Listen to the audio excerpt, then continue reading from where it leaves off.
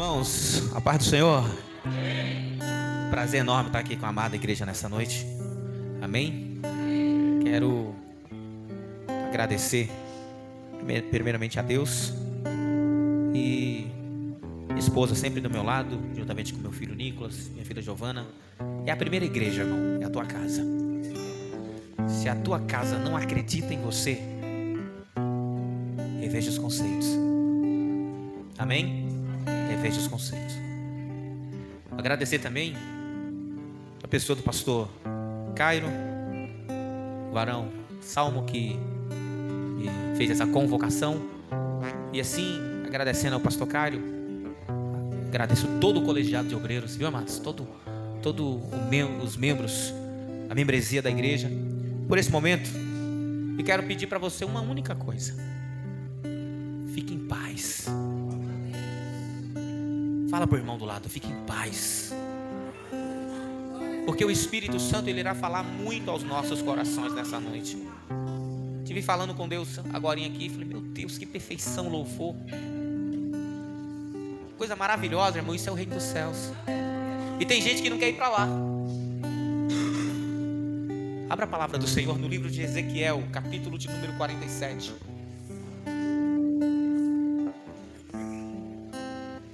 Quero convidar você a navegar comigo, a estar juntinho de Jesus. Se você encontrou, dê um glória a Deus. A palavra do Senhor diz a partir do versículo 1 do capítulo 47 do livro de Ezequiel. Depois disto, o homem me fez voltar à entrada do templo, e eis que saíam águas de debaixo do limiar do templo para o oriente, porque a face da casa dava para o oriente, e as águas vinham de debaixo do lado direito da casa, do lado sul do altar. Ele me levou pela porta do norte, e me fez dar uma volta por fora até a porta exterior que olha para o oriente, e eis que corriam águas ao lado direito. Versículo 3, irmão. Saiu aquele homem para o oriente, tendo na mão um cordel de medir, um instrumento de medir, amém? Mediu 1000 côvados e me fez passar pelas águas que me davam pelos tornozelos. Mediu mais 1000 e me fez passar pelas águas que me davam pelos joelhos. Mediu mais 1000 e me fez passar pelas águas que me davam nos lombos ou ombros. Mediu ainda outros 1000 e era já um rio que eu não podia atravessar, porque as águas tinham crescido, as águas que se deviam passar a nado, rio pela qual não podia passar. E me disse: viste isto, filho do homem? Então me levou e me tornou a trazer à margem do rio. Pode sentar, dando glória a Deus, amém? Meu Deus. Vou nessa noite condensar, fazer com que essa mensagem ela seja algo compacta, para que a igreja nessa noite, aos visitantes que aqui estão conosco, possam assimilar, possam entender, possam levar para casa realmente aquilo que você veio buscar. Amém, igreja? Ezequiel, ele era um profeta contemporâneo. O que é ser contemporâneo? Contemporâneo sou eu, que vivo na mesma época desse guitarrista que arrebenta aqui nessa noite. Ser contemporâneo é viver na mesma época da igreja que aqui está presente. Ezequiel era um profeta que ele tinha sido levado cativo de Israel. Ezequiel era alguém que ele vivia na mesma época de Daniel, na mesma época de Sadraque, Mesaque, Abednego. Ele também vivia na mesma época, olha só de quem? De Jeremias. Ele era alguém especial no meio de pessoas especiais. Olha para o irmão e fala: você é especial. Vivemos na mesma época, porque somos especiais. Mas ser especial não significa que você não vai passar por luta. Ser especial não significa que você é imune a provas. Ser especial não significa que você não vai ser levado cativo para servir no palácio de Nabucodonosor. Ser especial não te deixa imune para que você seja lançado em prisões, lançado em covas, ser colocado durante 2 anos pendurado em uma gaiola em meio à cidade de seus pais, como Jeremias assim ficou. Ser especial não te deixa imune, assim como Ezequiel foi levado a uma das cidades dominadas por Nabucodonosor, mas não a Babilônia. Ezequiel, ele tinha muitas visões. Ezequiel, dizem na Bíblia que ele foi o primeiro homem a ver extraterrestre. Olha que coisa maluca. Meu Deus, como assim? O pastor agora ficou louco. Não, irmão, ele olha para cima e vê uma roda grande de fogo entrando dentro de uma roda pequena. Eu falei: que coisa maluca é essa? Se fosse nos tempos de hoje, ele está vendo o que? Um OVNI? Ele está vendo um ET? Não, irmão, ele viu a manifestação da glória de Deus. Ele viu a manifestação do poder de Deus, dizendo: aqui na minha presença o grande, ele se curva ao pequeno. Sabe por quê? Porque no reino dos céus, lá em cima, é o contrário daquilo que eu e que você pensa. Quem está entendendo, dá glória a Deus. E agora ele está sendo conduzido por um homem. E algumas tradições dizem que esse homem é um anjo, um mensageiro de Deus. No capítulo 47, Ezequiel, contemporâneo desses tais que aqui eu vos disse, ele está agora tendo uma visão maravilhosa. Como assim, pastor? Ele é conduzido até um templo, um local de adoração. E esse homem pega ele pela mão e dá a volta no templo e coloca ele novamente à frente. E ele olha para o altar desse templo, ele vê algo saindo por debaixo. Há um rio. Só que diferentemente de que muitos entendem, um rio nunca nasce um rio. Meu Deus, quem está entendendo? Um rio nunca nasce um rio. Fala para o irmão: um rio nunca nasce. Estou dizendo isso, Deus está falando com alguém nessa noite aqui. Ei, você ainda é nascente. Para de querer ser rio. O rio, igreja, ele nasce com gotículas saindo da terra. Saindo da terra. Quem já viu uma nascente sabe que é coisa tremenda. Tremenda. Há locais aqui mesmo no Goiás que você cava menos de meio metro, 50 centímetros, já começa a minar água, sair água. E assim são as nascentes. As nascentes começam com pouca água. E aqui eu começo a entender, porque quando ele entra na rota, quando ele entra no leito, ele só consegue molhar os tornozelos. Por quê? Porque ainda é nascente. E aí eu começo imaginando coisas tremendas que o Senhor me mostra. Que o anjo fala novamente: mede mais 1000 côvados e carrega, leva ele mais à frente. E ele então, ele molha o quê? Os joelhos. Porque as águas vão aumentando. O que é isso? A fé dele vai aumentando. Aquilo que agora era pouca coisa, pouca água, pode aumentar, irmão, pode aumentar a guitarra. Vai aumentando, porque ele dá um passo além. Olha aqui, quem está pegando? Olha só, irmão, quem está pegando? Ele dá um passo além. Você lembra o cego que há 38 anos, não cego, aquele aleijado que há 38 anos ele ficava ali na porta do templo. Quando Pedro e João ele segue no livro de Atos, capítulo 3. Eles vão subindo a porta de Formosa, e lá tem um templo, na porta, e tem a porta, e tem um mendigo que há 38 anos ele era aleijado.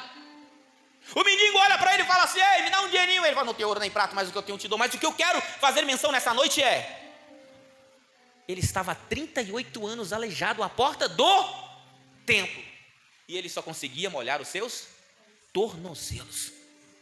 Ele só conseguia pegar as esmolas daqueles que entravam no templo e sentiam a presença de Deus no templo, e quando saía do templo estavam com o seu coração cheio de Deus e algumas moedas no bolso. E aquelas moedas então eram oferecidas àquele mendigo aleijado. 38 anos molhando o tornozelo somente, porque não tinha coragem de dar um passo para dentro do templo. Amém? Você está entendendo? Dá um glória a Deus, irmão. Então aquele homem, Ezequiel, ele dá mais um passo, e a escritura diz que ele então molha os tornozelos, molha os joelhos. E eu começo a imaginar, porque no livro de Lucas, Jesus ele está andando, e Jesus ele encontra um cego, e o cego olha para ele: Jesus, eu quero ver. E Jesus bota a mão nos olhos dele, e ele é curado, mas pela metade. Que coisa maluca. Como assim, pastor? A escritura diz que Jesus fala: e agora, tu estás vendo? E ele diz: estou vendo, mas vejo os homens como árvores. Você sabe por quê, igreja?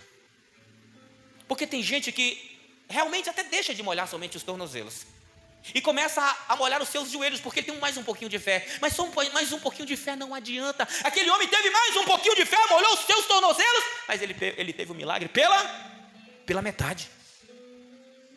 Pela metade. Meu Deus.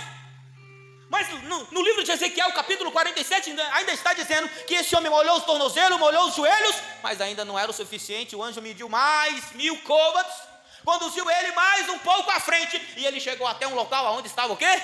Molhando os seus lombos, seus ombros. E eu fico, varão, pensando como é que pode a pessoa molhar os ombros na fé, nas águas do Senhor, e mesmo assim não ter a salvação. Mas o Senhor me mostrou. Jesus está passando, 10 leprosos, ele se encontra com ele. Os 10 são curados, mas somente um volta para agradecer. Os outros 9 molharam os seus ombros com as águas do alto, foram curados, receberam uma bênção dos céus, mas eles não voltaram. Preste atenção, irmãos. No livro de Mateus, capítulo de número 13, Jesus ele nos mostra uma parábola que tem tudo a ver com essa mensagem de Ezequiel 47. No livro de Mateus, capítulo 13, Jesus está passando, pregando, e ele fala uma parábola sobre o semeador. O semeador saiu a semear, e ele lançou as primeiras sementes, e as sementes caíram aonde? À beira do caminho. A segunda, em meio às pedras. A terceira, em meio aos espinhos. Somente a quarta caiu em terra boa e fértil. Mas vamos entender, porque se você continuar lendo, alguns versículos depois, Jesus ele vem ensinando sobre a interpretação dessa parábola. Mateus capítulo 13, versículo de número 17. Pois em verdade vos digo que muitos profetas e justos desejaram ver o que vedes e não viram, e ouvir o que ouves e não ouviram. Atendei-vos, pois a parábola do semeador. Escute. A todos que ouvem a palavra do reino e não compreendem, vem o maligno e arrebata. E ele está falando isso, é a semente que caiu à beira do caminho. Você vem aqui hoje, escuta, vem um louvor impactante desse aqui, que se eu fosse embora só com louvor eu já estava cheio. Mas tem gente que entra, recebe, é cheio nesse momento, mas a escritura diz que ele escuta, mas ele vai embora. Lá fora, alguém fala com ele: você foi naquele lugar, não dá, não vai não sei o que e tal, mas aí ele perde a fé. Isso são os abutres, o inimigo comendo a semente que foi lançada. Fala para o irmão assim, vai deixar? Fala para o irmão, vai deixar o inimigo comer aquilo que foi o próprio Deus que semeou na tua vida? Vai deixar. Fala para o irmão, cutuca ele, fala, vai deixar o inimigo comer aquilo que foi o próprio Deus que plantou na tua história. Por isso que você percebe, varão, no culto de domingo, rapaz, tinha 3 visitantes, nunca mais veio, porque o inimigo comeu a semente que caiu naquela vida. Vamos ligar a Ezequiel 47? Só molharam os tornozelos. Aleluia! Glorifique o Senhor, irmão, porque o Senhor está te revelando algo nessa noite. No versículo 20 ele diz, o que foi semeado em solo rochoso ou nas pedras, esse é o que ouve a palavra e recebe logo, com alegria, mas não tem raiz em si mesmo, sendo antes de pouca duração, e lhe chegando a angústia ou a perseguição por causa da palavra, logo se escandaliza. Ele não tem raiz em si mesmo, é algo superficial. Você traz o teu parente na igreja, porque você tem um bom testemunho. A tua fé traz o teu parente até a igreja. O teu parente chega na igreja, recebe uma oração, aceita Jesus e sai pregando no trabalho, na escola, na rua, aonde quer que ele vá, ele fala de Jesus. Mas quando vem a primeira provação, tu vai saindo da igreja e tu encontra ele lá no bar, na festa, na farra, porque ele não tem raiz em si mesmo. Isso é o quê? Alguém que molhou os seus pés? Não, alguém que molhou os seus joelhos nas águas do Espírito. Não é o suficiente, não é o suficiente, não é o bastante, não é o bastante. E o anjo tendo essa convicção, ele pega novamente Ezequiel, dá mais uma volta, mede mais 1000 côvados, e ele vai mais além, aonde molha os lombos. Meu Deus, irmãos, esse que molha os lombos é aquela semente que cai em meio aos espinhos. Olha no 22, o que foi semeado entre os espinhos é o que ouve a palavra, porém os cuidados do mundo e a fascinação das riquezas sufocam a palavra e fica São crentes, já são crentes. São pessoas que vêm na igreja e você fala para ele assim, como é que foi? Eu estou na igreja desde o grupinho das crianças, mas nunca sentiu Deus. Só passou algo nos tornozelos, nos joelhos e nos lombos. Sabe como? Jesus está pregando, ministrando. Chega um jovem para ele, Marcos, livro de Marcos. Chega um jovem para ele e fala assim, bom mestre, o que eu preciso fazer para alcançar a vida eterna? Jesus olha para ele e fala assim, cumpre os mandamentos. Aí eu gosto dessa palavra porque ele diz assim, ele bate no peito. É mole para mim, já estou no reino. Só é para cumprir os mandamentos? Mestre, cumpro desde a minha juventude, desde quando eu era pequenininho, lá na escola dominical. Como é que é o grupo das crianças aqui, o nome? Profeta Kids? Só crente desde o Profeta Kids. Aí Jesus, dá um sorriso pro irmão aí, igreja. Tá faltando algo, meu filho. Sabe por quê?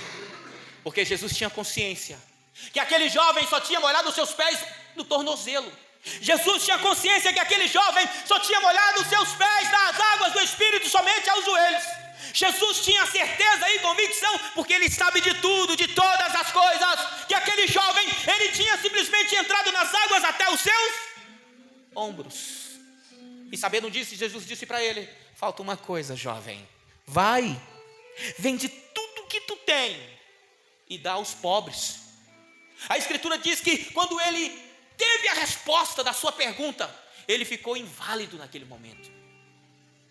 Ele não teve palavras. A Escritura diz que seu semblante decaiu, ele se emudeceu, ele não teve mais palavras, porque quando você vem buscar uma palavra de Deus, e Deus te responde, você tem que ouvir, e não somente ouvir, você tem que obedecer. Aqui no Brasil o alfabeto começa como? Fala mais forte, igreja. A, B, C, D. Tá, amém? E o alfabeto do reino? Quem sabe? Obedecer. O alfabeto do reino dos céus começa como obedecer. Aquele jovem saiu calado, porque a Bíblia diz que as riquezas que ele tinha, ele não pôde abandonar. Estou falando para você dar tudo que você tem, não, igreja. Mas nessa noite, aquilo que está te deixando simplesmente molhar os teus pés, molhar os teus joelhos, aquilo que está te prendendo somente molhando os teus lombos, é aquilo que você nessa noite tem que renunciar. Porque o inimigo não está preocupado com aquilo que você está ganhando. Tem gente que fala assim: o inimigo está com muita ira de mim porque eu ganho 5 salários mínimos. O inimigo está muito irado porque eu recebi uma bênção aí, um negócio na justiça, e eu ganhei 50, 100 mil reais. Não, o inimigo não está preocupado com isso, porque ele sabe que quanto mais você ganha e você só está com os teus pés molhados, isso vai te prender mais aqui e não te deixará subir. Mas pastor, o que o inimigo está preocupado? Ele está preocupado com o quê? Com a tua renúncia. O que você tem que renunciar nessa noite? Oh, aleluia! O que é que você precisa renunciar? Porque preste atenção, isso é espiritual. Só vai entender quem está em espírito nessa noite. Oh, aleluia! No livro de Jonas, quando Jonas está lá no barco, depois de ter desobedecido a Deus, Deus manda o quê? Um maremoto. E começa a chacoalhar o barco para um lado, chacoalhar o barco para o outro, chacoalhar o barco de um lado. Aí, os marinheiros, varão, eles têm uma ideia, e a lógica. Vamos pegar tudo que está pesado aqui e vamos jogar no mar. Antes que o que está aqui dentro... meu Deus, isso é muito forte, igreja. Meu Deus. Vamos pegar esses caixotes de ouro. Vamos pegar essas caixas de bebida. Vamos pegar esses fardos de Eva. E vamos jogar tudo no mar. Por quê? Porque aí o navio vai ficar mais leve, irá flutuar e não virá a pique, não virá a tombar, virá.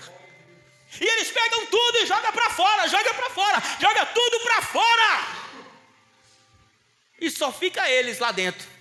Só fica o material humano.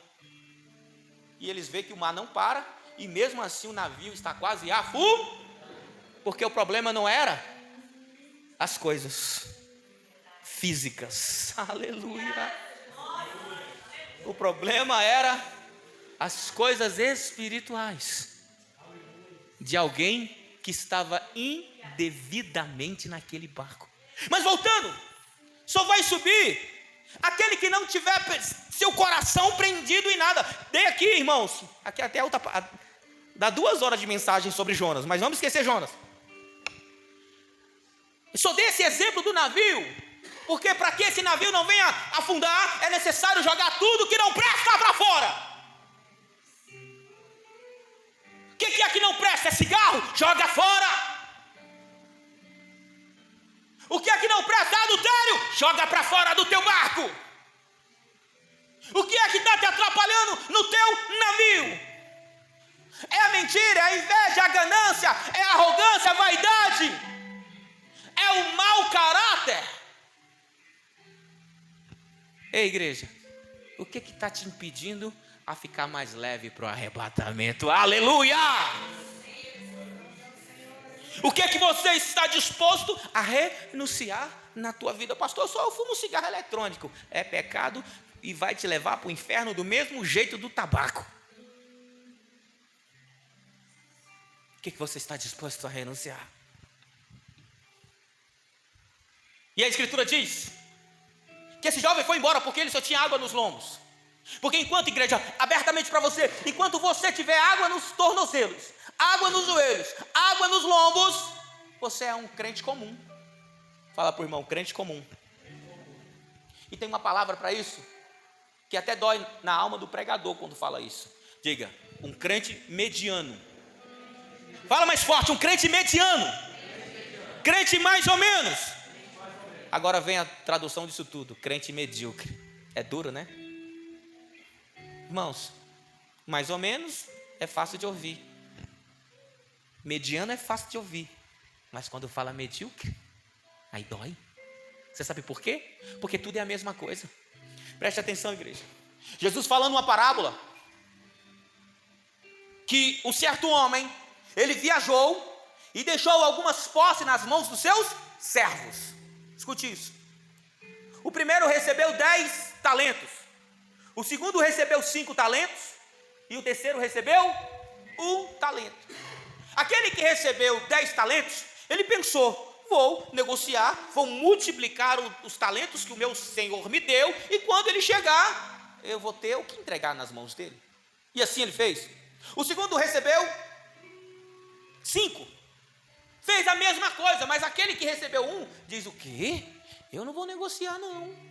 Eu vou enterrar, porque quando ele voltar ele vai receber a mesma coisa que ele me deu.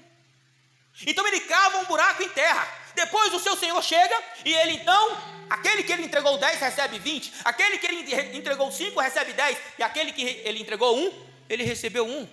Mas aquele que recebeu 1 dobrado, ele diz assim: vai, servo bom e fiel.